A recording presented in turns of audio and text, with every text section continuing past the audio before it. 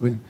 Bien, muy buenos días, señores asistentes del Código Modelo para América Latina y el Caribe. Un especial agradecimiento a don Miguel Cruz por hacer posible mi presencia en este evento y realmente muy contento, muy agradecido de poder participar en estas jornadas para mostrar lo que hemos venido realizando a lo largo de estos años, de 5 años ya de nuestra participación en el subgrupo de amenaza sísmica de este código. Bien, no sé si tiene mi presentación, ¿sí? Por favor.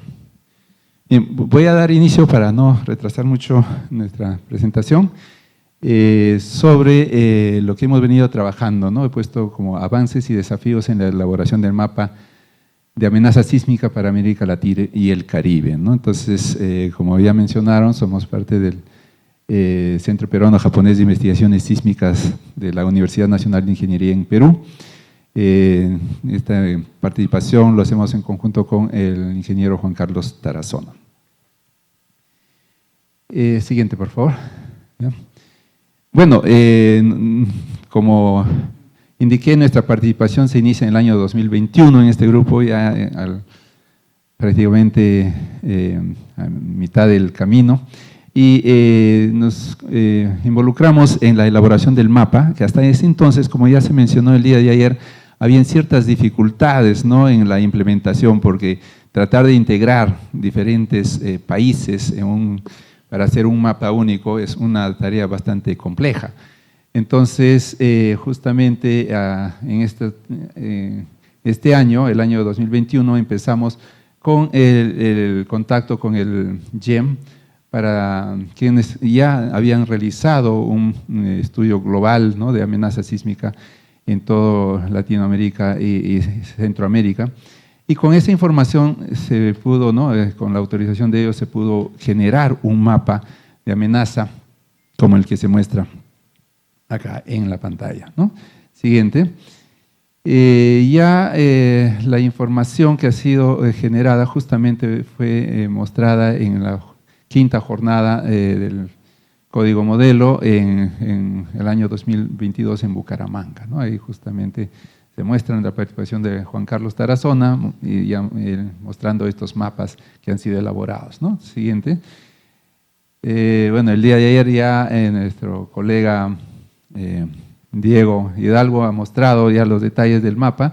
Aquí básicamente se hace una pequeña revisión, ¿no?, de cómo ha sido elaborado, ¿no? Este mapa, lógicamente, elaborado por el GEM, ha utilizado, ¿no?, modelos de movimiento del terreno, tanto para sismos corticales como para sismos de subducción, utilizando, lógicamente, los modelos de movimiento disponibles hasta la fecha, ¿no? En este entonces, el año 2015-2016 son las ecuaciones que han sido utilizadas para este cálculo. Siguiente, ¿no? Entonces, una vez que nosotros integramos esta información en una forma gráfica, ¿no?, se subdividieron en 3 grandes grupos: Centroamérica, ¿no?, América del Sur, en la zona norte y zona sur, se subdividieron 2 bloques, y el Caribe también, ¿no es cierto? Entonces, esa información ha sido ya mostrada un poco a detalle en estas jornadas que se han llevado a cabo anteriormente. Siguiente, por favor.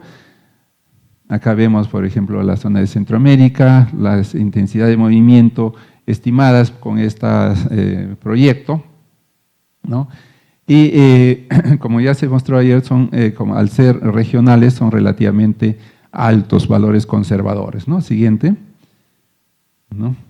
Acá vemos la zona de Sudamérica, ¿no?, norte y sur, ¿no?, los 2 bloques que han sido ya subdivididos para mostrar todo este área, pues, bastante extensa. Y la siguiente, ¿no?, ya muestra justamente la información con la cual han sido generados estos mapas, ¿no?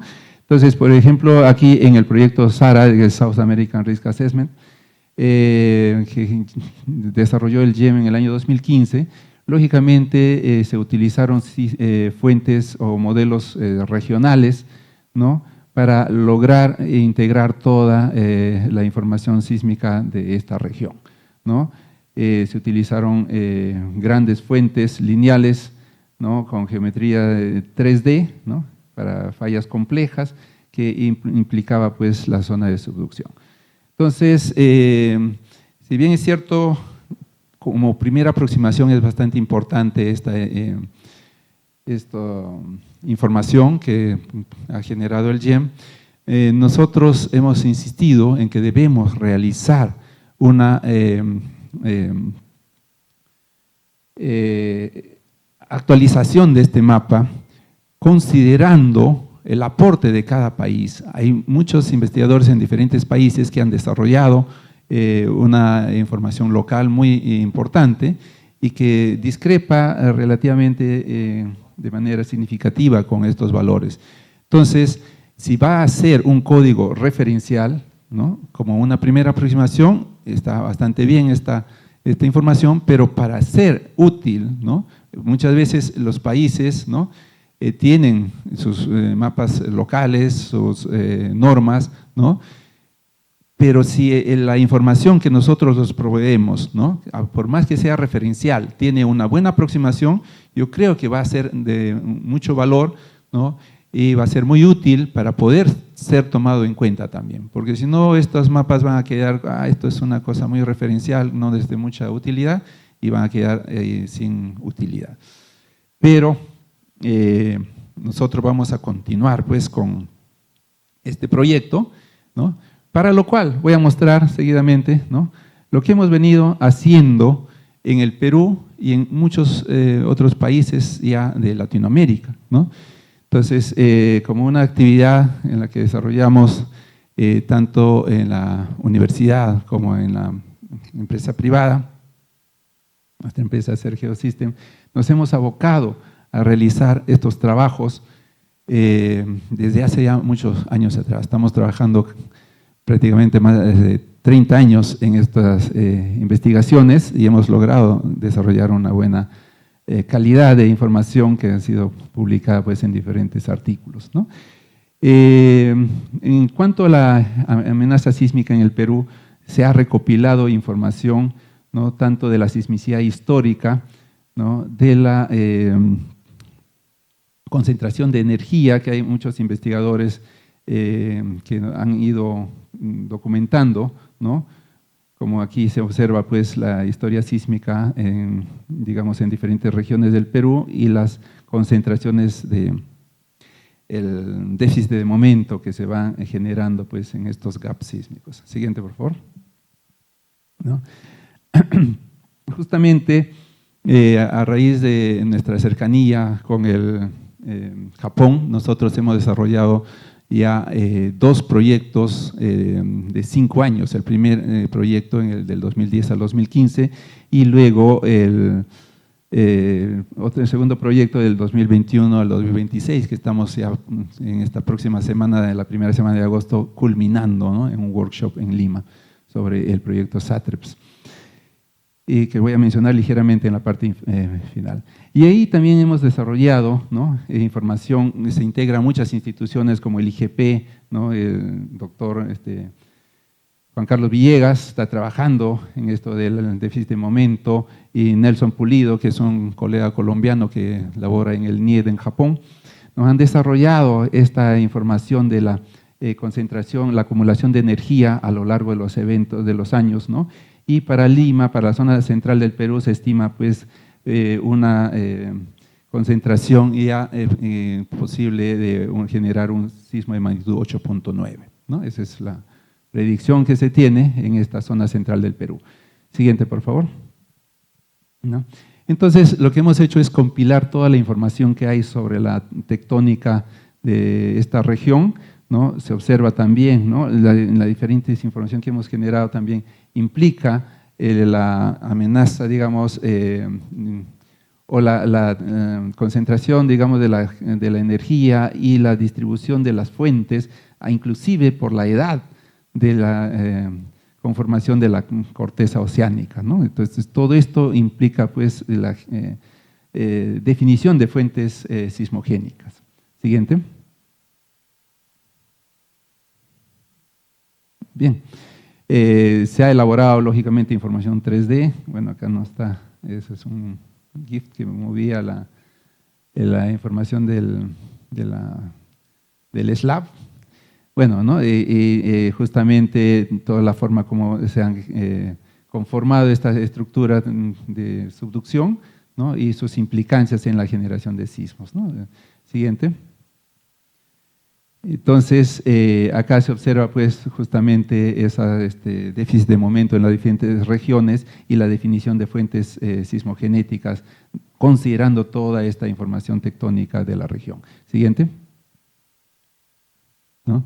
Bueno, y aquí ya se hace uso de las herramientas para análisis de peligro sísmico, ¿no? Que consiste pues en generar un catálogo sísmico, en la evaluación de las fuentes que generan los movimientos de los diferentes mecanismos y las ecuaciones de movimiento que llevan la energía desde la fuente hacia la zona de estudio para generar los niveles de movimiento esperado en la superficie del terreno. Siguiente. Entonces, para el desarrollo del catálogo sísmico, nosotros hemos recurrido a instituciones que tienen la información disponible, ¿no? Se ha compilado la información de 10 catálogos, ¿no? Y luego se ha hecho una integración de esta información. Se ha desarrollado, siguiente por favor, se ha desarrollado un algoritmo para depurar esta información. Recuerden que los catálogos muchas veces no tienen una información bastante precisa, hay diferencias en la localización espacial principalmente, ¿no? Entonces, para seleccionar un evento particular tenemos que hacer algunas digamos, estrategias para poder definir cuál es el evento único que corresponde a esa nube de datos. Siguiente, por favor. ¿No? Bueno, así no se observa la animación, ¿no? Pero aquí se muestra pues cómo este algoritmo puede definir, digamos, y seleccionar rápidamente de una nube de puntos el evento único que corresponde al sismo que se está representando en esta nube de puntos. Siguiente. Entonces, con ese algoritmo ya hemos podido compilar un catálogo bastante homogéneo desde los sismos históricos, antes de 1900, la última línea muestra pues nuestra información, ¿no? Que tenemos en el catálogo sísmico para el Perú, bastante completa a lo largo de toda la ventana de tiempo. Siguiente. ¿No? Esta información ya ha sido integrada con esta caracterización de las fuentes, ¿no? Y se ha subdividido pues en los sismos que se muestran ahí por diferentes colores de acuerdo al mecanismo. Siguiente. Luego se hace todo el procesamiento de esta información, ¿no? Se hace pues, lógicamente el análisis de la integridad del catálogo, ¿no? Tanto para los diferentes mecanismos y fuentes. Siguiente. ¿No? Del análisis de recurrencia para los diferentes valores para poder obtener los parámetros de sismicidad. Siguiente. ¿No? Y también otra de las limitaciones que encontramos es la definición, por ejemplo, de las máximas magnitudes que se asignan a las diferentes fuentes. Un ejemplo aquí en la zona norte del Perú, ¿no? Hay diferentes fuentes, diferentes investigadores y cada uno le da un valor de magnitud máxima estimada, ¿no? De acuerdo a un procedimiento ya, que se define en la investigación, ¿no? Entonces, y justamente, por ejemplo, en la zona norte se estimaban valores de 7.5, 7.2, 7.4 y en el año 2019 ocurrió un sismo de magnitud 8 en esta región y históricamente se tiene magnitud de 7.9 que no había sido considerado en estas investigaciones. Entonces, nosotros a raíz de esto se hace una investigación para determinar las magnitudes máximas, la siguiente, y con esa se determina pues una magnitud 8.1, ¿no? Entonces hicimos una publicación sobre diferentes metodologías de evaluación de las magnitudes máximas, ¿no? Y aquí se muestran 4 metodologías, ¿no? Con la metodología de Quijo, métodos bayesianos, método de la escala del área de ruptura, ¿no? Y también lo clásico del incremento de un valor hacia las magnitudes máximas observadas, ¿no? Entonces, con todo eso se ha sacado un valor promedio y una propuesta de magnitudes máximas para el Perú Y esta misma metodología de Quijo nos ha permitido determinar justamente este mapa, ¿no?, donde se observa pues la concentración de colores, la intensidad de los movimientos registrados en las diferentes zonas, y con eso se ha logrado también subdividir y generar el mapa de fuentes sismotectónicas de esta región, ¿no? Estas son las fuentes asignadas tanto para la subducción, interfase, las corticales y las intraplacas, ¿no?, que son las propuestas y que han sido ya elaboradas con todos sus parámetros para la región. Siguiente, por favor. Bueno, las ecuaciones de movimiento utilizadas son las últimas, ¿no?, propuestas por el PIR en el proyecto de NGA-SAP, ¿no?, que son las que actualmente se vienen utilizando, pero estas también han sido evaluadas. Siguiente, ¿no?, con la información de los registros sísmicos que tenemos. Desafortunadamente, los registros sísmicos que tenemos en nuestra base de datos son sismos de mediana a moderada magnitud, no tenemos sismos de gran magnitud registrados en esta base de datos, y con eso se ha hecho la calibración, y lógicamente casi todos los modelos tienen una buena predicción, pero el problema es cuando se escalan a sismos de mayor tamaño, ¿no? Siguiente.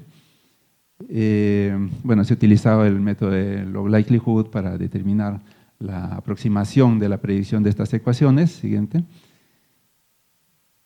Y para grandes magnitudes se ha utilizado los registros del Chile del 2010 y unos eventos que en el primer proyecto SATREPS realizamos para la región central del Perú, donde se generaron eventos sintéticos para sismo de magnitud 8.9.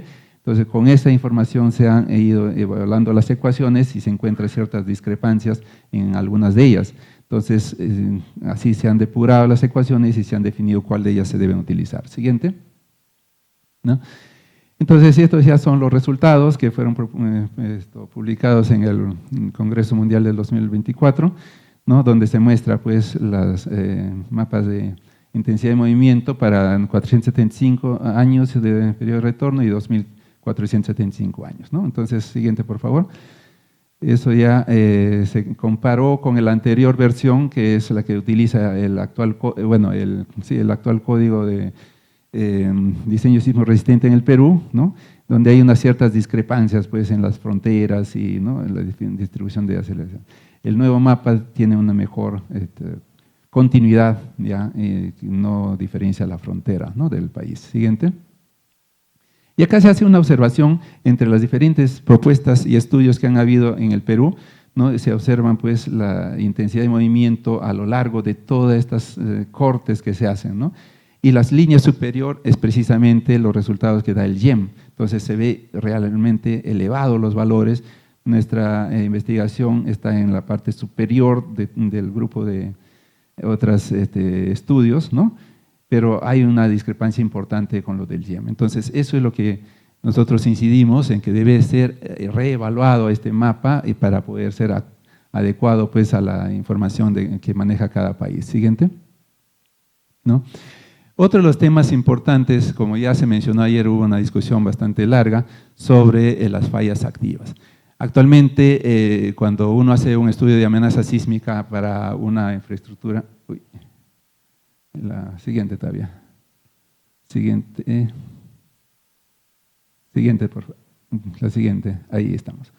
Entonces, cuando uno hace un estudio de amenaza sísmica para infraestructura minera, por ejemplo, los estándares son bastante elevados y exigen ya la inclusión de las fallas activas como también parte de la amenaza sísmica. Entonces, nosotros ya hemos tratado de incluir en diferentes estudios digamos, el análisis probabilístico de las fallas activas, ¿no? Justamente la discusión que han hecho ayer con la presentación de don Carlos Gamboa ha sido bastante interesante y nosotros parcialmente hemos estado trabajando en esa dirección, ¿no?, pero creo que con el aporte que han hecho ya don Carlos vamos a tratar de incluir esa metodología también en nuestras nuevas evaluaciones, ¿no? Pero es importante ver el incremento local de la intensidad de movimiento en esa región, de ser próximas a las fallas, ¿no? Entonces, esto ya, que no está incluido en el mapa de amenaza sísmica regional del Perú, va a tener que ser incluido próximamente. Siguiente,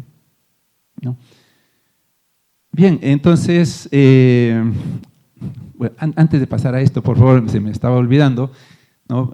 Precisamente el tema de las fallas activas, ¿no? Es un tema muy recurrente. Justamente el día de ayer en la tarde, en la isla de Kyushu, en Japón, ha ocurrido un terremoto de magnitud 7.1, ¿no? Producto de la activación de una falla que hace 10 años, el 2016, generó también un sismo, una secuencia de 2 sismos, ¿no? Importantes en esta región, y el día de ayer se ha activado el segmento que quedaba todavía por romperse de esta misma falla.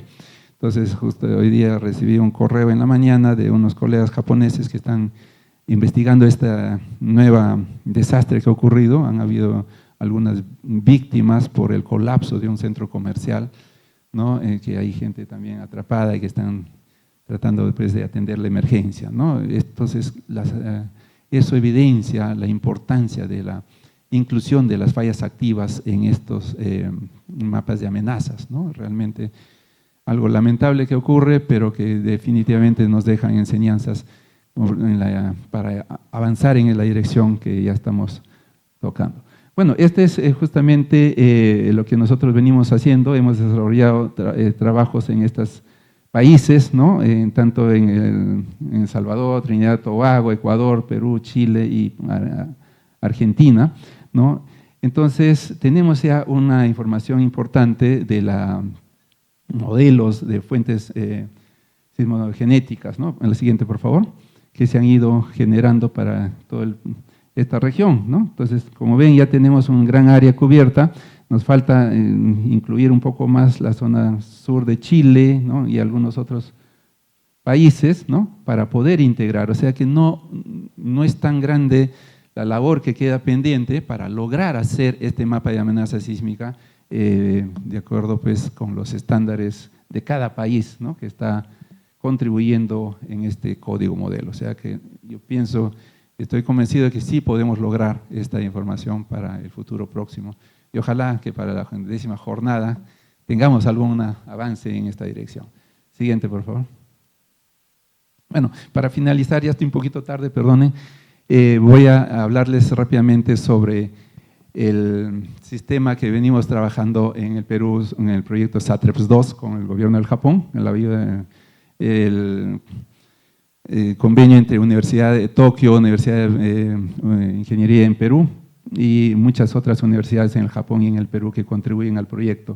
Se está desarrollando un proyecto que se llama el Sistema Experto Integrado para la Evaluación de Daños por Sismos y Tsunamis, el SEIDAS, que ustedes lo pueden ubicar en el internet. Ya está disponible esta plataforma que consiste, ¿no? La idea nació en generar, digamos, una base de datos, ¿no? Que permita tener, digamos, mapas de daños, ¿no? Estimados para diferentes escenarios, ¿no? Generados pues los escenarios mediante ya nuestra metodología de análisis de peligro sísmico, mediante las ecuaciones de movimiento, generar el movimiento a nivel de basamento rocoso, llevarlo a la superficie con mapas de amplificación y diferentes otros efectos de topografía, etcétera, tener nuestra base de datos de intensidad de movimiento en superficie y con la vulnerabilidad que hace ya el grupo estructural, las funciones de capacidad o vulnerabilidad de los edificios, generar unos mapas de daños.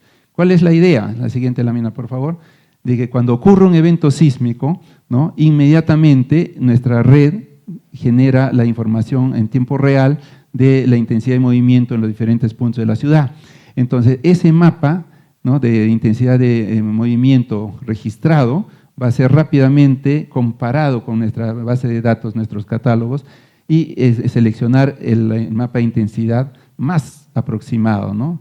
Y con esa información buscar el mapa de daños para entender la magnitud del daño rápidamente, en menos de un minuto tener la información de los daños estimados en toda el área urbana, ¿no? Metropolitana de Lima. Esa es la idea. Siguiente.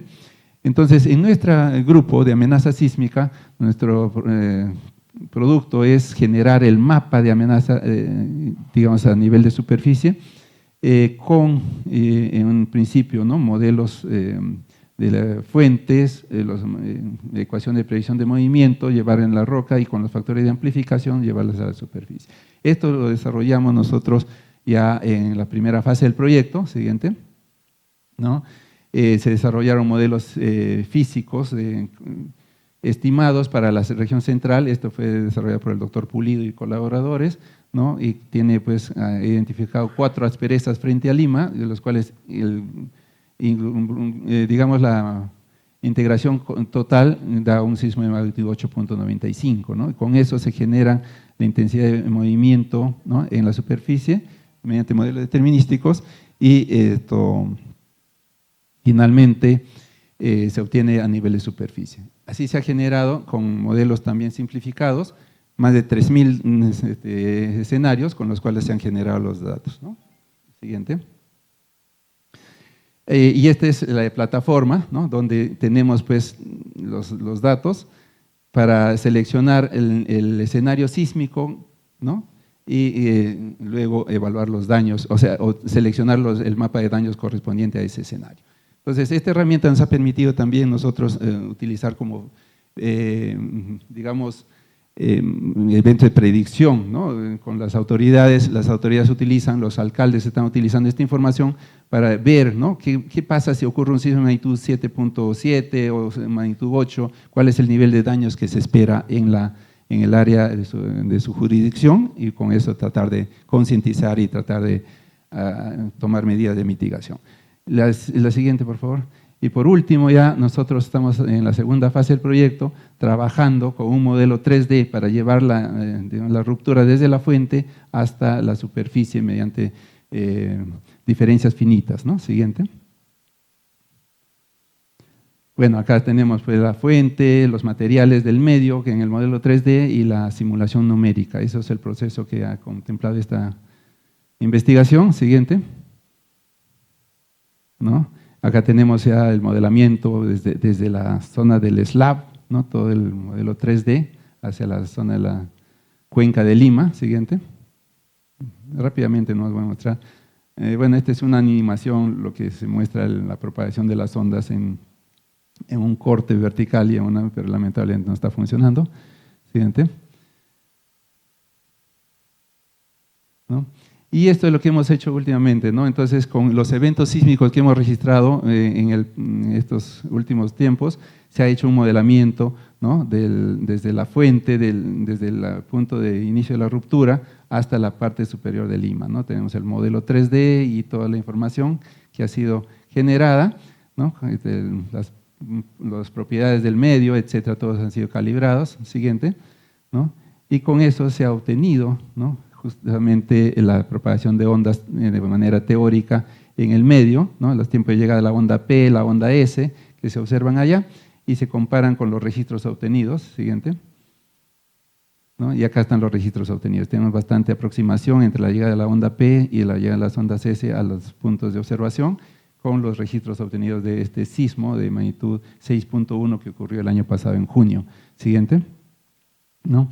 Y esta es la ya generación de las ondas del tiempo historia de aceleraciones en las diferentes estaciones y la comparación con los registros. Los de colores son los registros sintéticos y la base del gris se muestra los registros reales, ¿no? Ahí tenemos una muy buena aproximación, con lo cual se ha calibrado, y la próxima etapa es generar estos movimientos, pero ya para los sismos escenarios de magnitud 8.8, 8.2 que tenemos ahí frente a Lima, y generar los registros sísmicos con esta metodología para tener pues sismos sintéticos de un posible evento futuro. Siguiente. Este es el modelo 3D de la cuenca de Lima que estamos generando, de todo el material aluvional que está depositado sobre la roca, ¿no?, que también se han hecho pues interferometría con perfiles profundos, ¿no?, que se viene desarrollando a lo largo del proyecto. Entonces, esto también va a ser integrado en el modelo para generar una mejor aproximación de las ondas, ¿no? Siguiente. Bien, eso ha sido todo por hoy. Muchas gracias por su atención. Y para culminar, el día de hoy estamos celebrando nuestro aniversario patrio, por eso viene la presentación. Muchas gracias.